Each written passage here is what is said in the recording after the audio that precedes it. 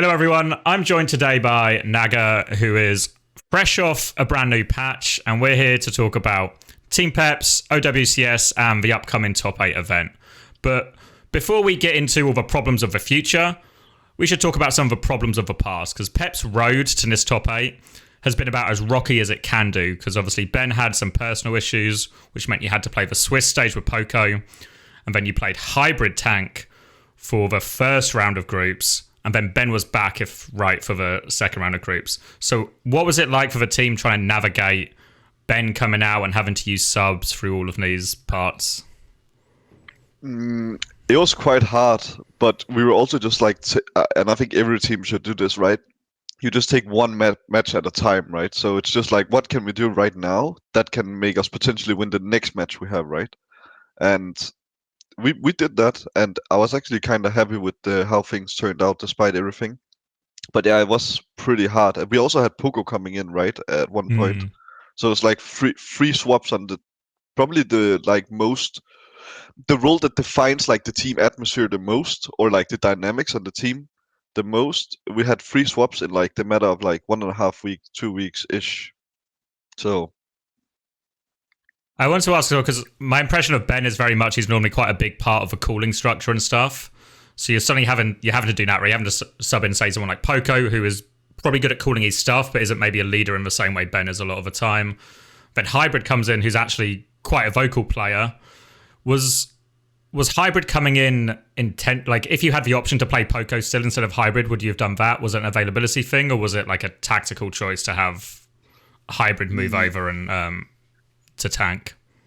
it was both. So like first of all, we weren't really sure of anything with any of the players. Like when would Ben come back? We had no idea, right? So we also had to like look a little bit at the longevity of it. And Pogo already stated pretty early on, and I think I can say this, but he stated early on that he wasn't looking to play with us, right?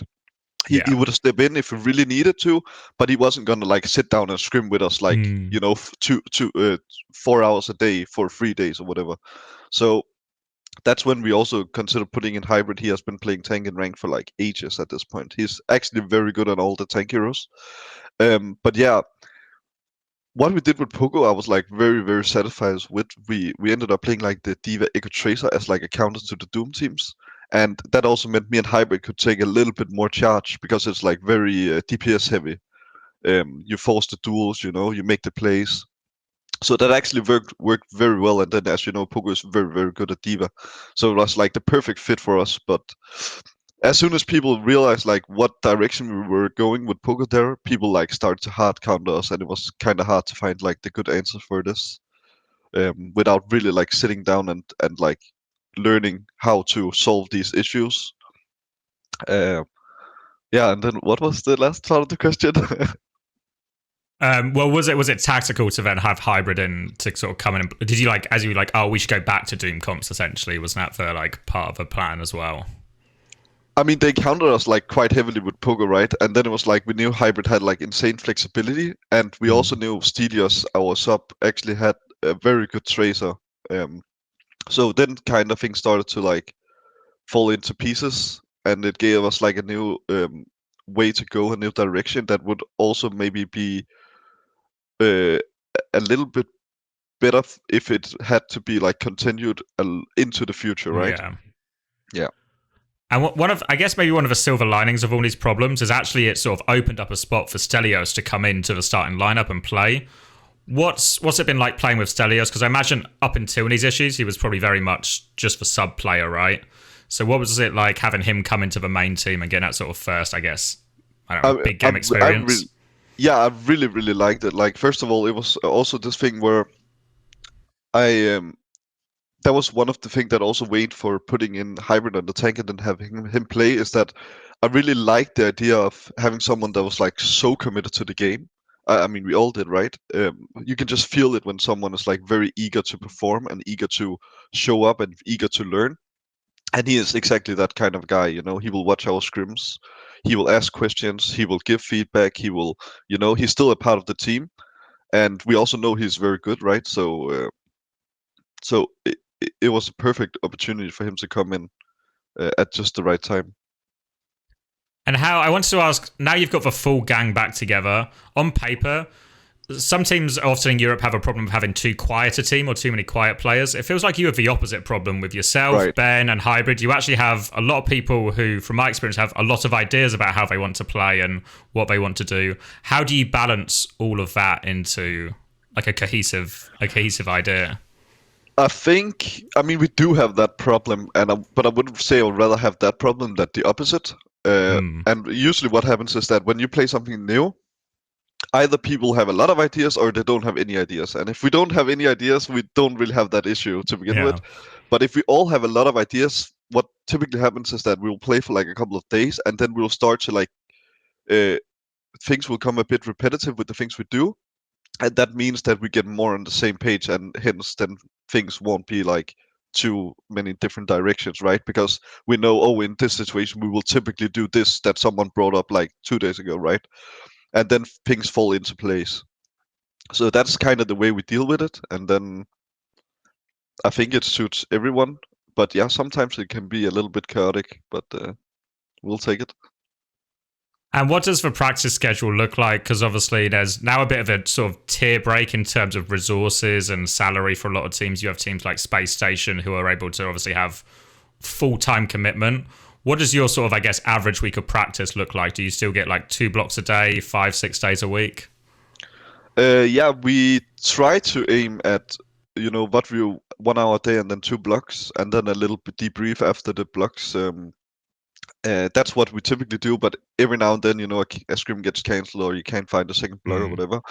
But yeah, we have that like I guess you could do something on the side with the way our schedule is, and I guess that's why our schedule is the way it is, because it's not like every team that is like full committed to it. So the blocks will be in the evening when everyone is home from whatever they were doing on the side, right? But our entire team, I'm pretty sure, are full time.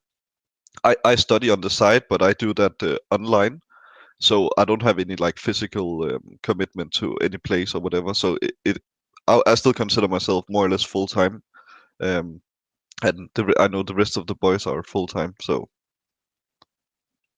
And that probably came in quite handy because as you went through groups, they decided to change the patch on you. So what was it like having to deal with that? Was it probably like, was it like 3 or 4 days you probably got between your first part of groups and your second part of groups and the patch change? what patch change are we talking about now? Not the one yesterday, right? But the one before? For one before it, yeah. Yeah. I don't really remember exactly what happened with the meta at that time. I guess Um, for you as well, it would have been the difference between you would have played with Hybrid initially, and then Ben was back for the oh, second stage as well. So new tank, new patch every round for you guys. yeah, yeah. I mean, we were already like we said we had so many talks at that time about like what are we gonna do, which is the direction we should go to. But something that makes it a little bit easier for our team is that uh, we study what other teams do a lot, especially in the other regions. So that always gives us some kind of idea of what direction we could go. Um, so we quickly just laid out a plan and then stuck with that for the next days, and then uh, put in Ben and then try to get back on track. And then you get past New Age, you win the French derby, I guess, and you feel like you're on track then for this sort of Malga meta, which everyone's gearing up for, in a sort of arms race of understanding of these sort of big macro comps. And then maybe a little bit out of the blue, they hit you with another patch where they revert a lot of Amalga stuff. So I guess before we get into the detail, how do you feel in general about just being hit with so many patch changes in one tournament? It is very, I mean, patch changes that define metas are very hard to digest this close to a match, I would say. Small tweaks, I don't really mind, but yeah, there has been a lot of patches that have been very defining. And I mean, from like an observing point, it would be like not a good thing. But I think for us, I was actually kind of happy that the Morga stuff came into place. And now it has been ripped away from us again. So, but it's always about like where what benefits your team and what doesn't, right? Like if you Yeah. were a very good Morga team, you absolutely hated the patch yesterday. But if you struggled in this meta, then you would actually not mind at all that the patch just dropped in 2 days before the matches. So it's always like that, right? Just pure Yeah. selfishness, I think. When it's close to a tournament, especially, and yeah, would you think your team's probably on like the sort of more of a nerf to your team, potentially moving away from the Malga patch? I don't think we were one of the best Morgan teams at all, but my idea was more that we had like a very hard match against the Kev's team as the very first one, right? And I think that playing on a kind of meta that is very macro oriented, very tempo oriented, and just like very you play as a unit kind of thing, like Goats used to be, or just like any like Reaper rush comp plays. Hmm. I think that would have given us the most evenly match against them. I think that would be like the meta we would have matched them in the best. So that was my idea behind like actually wanting to play the Morga comes into them. Where now it's a bit more like I don't really know what I'm gonna expect from them. I mean, I'll probably have some idea at some point, but it's a bit harder to streamline in your head. How is this match gonna look like? You know, what it's gonna look like. Well, I think the hardest thing, especially from like a lot of teams' point of view, is it's just you're being yanked one way and you're spending loads of time thinking about one thing, then you're suddenly being yanked the other way, and it becomes very chaotic in terms of what are we playing, what are we expecting. And with this tournament match, you could be playing 4 days in a row, right? 4 days in a row of games. And the meta could almost, between the first day of a tournament and the final day of a tournament, we could even see the meta shift massively from that if somebody figures something out as well. Yeah, for sure. I mean, we sat down and we had like half an hour of review. We played 4 hours of scrims, then the patch dropped, and we are sitting there like, okay, we just we just like tried to work so hard on this thing, and then we were like, are we even gonna play Morgan now, or like, because that's also important. Like, does other people do that? Will they stick to the Morgan or not? Because that's something you need to keep in mind as well. And then it just starts, you know. So that's very chaotic. Well, I know, and I think it probably, for some of the teams as well, I was speaking to some coaches and they'd like prepared a VOD review. But between them preparing the VOD review and the next day of scrims when they're going to show the team VOD review, the patch has changed. So it's like, oh, well, all of this work, I'll just put this in the bin. And then we'll have to try and figure out just even what comps we're playing and stuff as well. So I think a lot of stress on teams. For sure. For sure. Do you think there's an argument that maybe, you know, on paper you probably come into that match against Spray Check as an underdog team? Do you think actually this level of like chaos actually favors you in that matchup as the underdog team? Yeah, you mean that the chaos is like actually a benefit for us rather than them?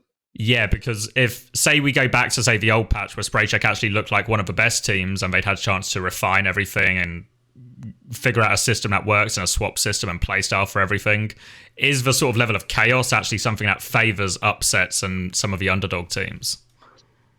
I think it does, but I think this patch we have just had yesterday pretty much puts things.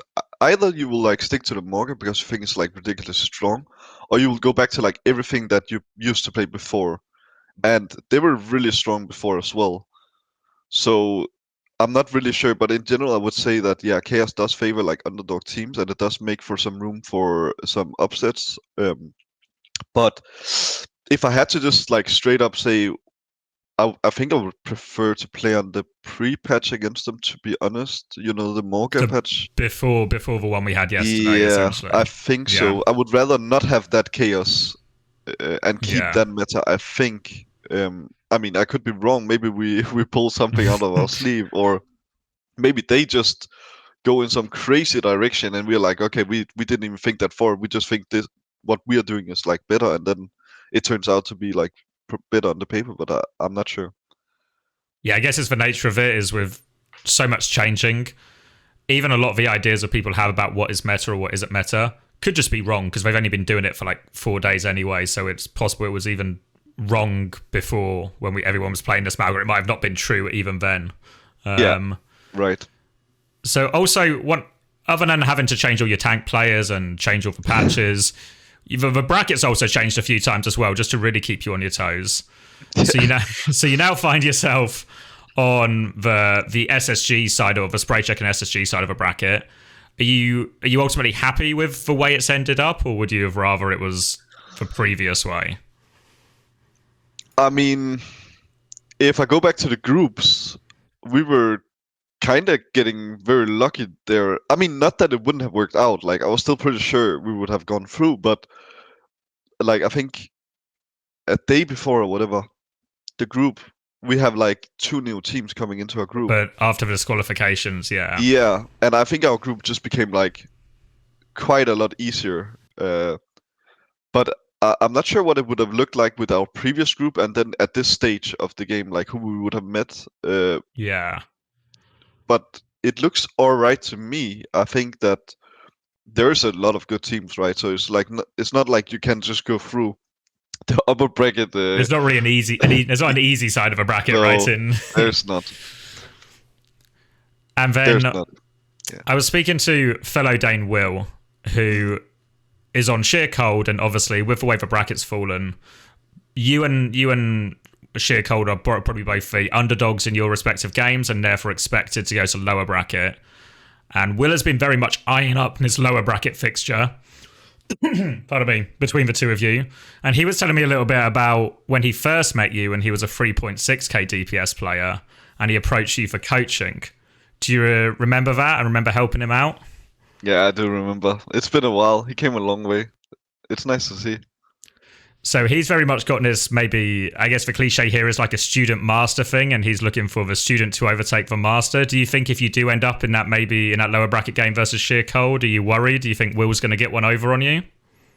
I think he's gonna put up a good performance. I think he's been playing well lately. I still think we're the better team. So I then again it just comes down to like how well we will actually like get to prepare on this new meta and which direction we go in. I think that is quite defining for a lot of teams when things are happening this quick. It's like, what do you try and rely on? You know, what comps do you think are truly the best, and how much do you believe in them as well? Is also a key factor. But I would look forward to our match against them. I mean, but at the same time, it's like sad that either of us, if we both end in the lower bracket, would have to this early on get out of the tournament, right? Knock one of you would end up going home. Yeah.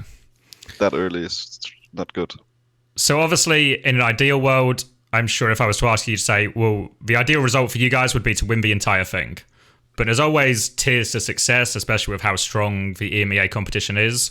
What sort of a minimum you would expect in terms of you would look back on and go, oh, we were successful in this first tournament run?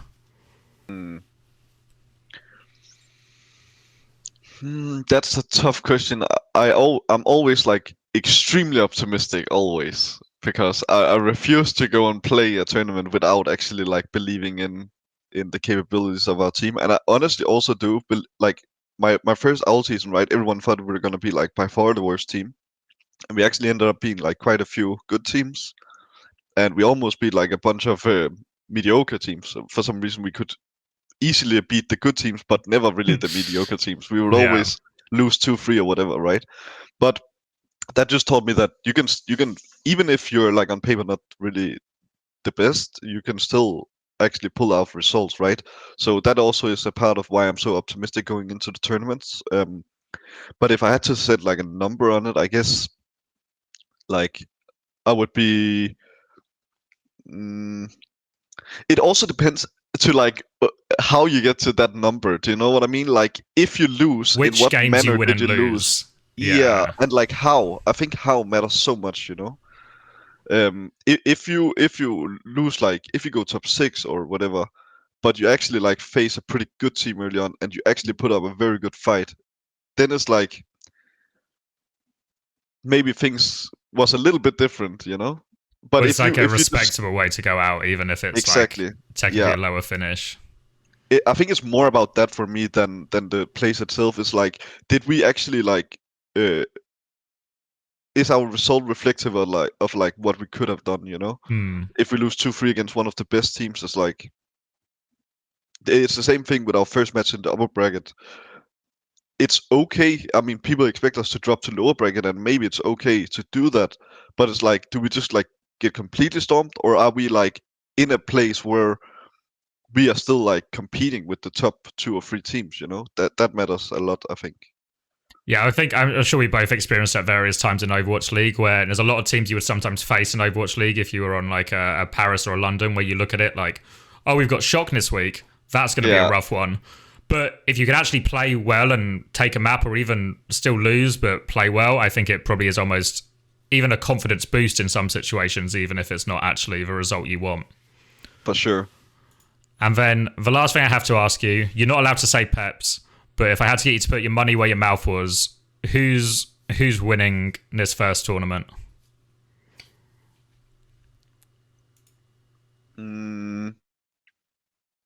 I guess logically it would be Twisted Minds if the meta goes back to where it was. I believe they beat SR Peak Check like 3-0 in the RAM mirror. 2-0. It was in Swiss. It was 2-0. But yeah, 2-0, but right? Still like a pretty convincing 2-0. Yeah. Right. So like logically in my mind, right? If things go back to the patch before, in theory they should be the ones to win. It's almost like back to the Swiss power levels, almost. Yeah. I think so. So because it's really between the two for me.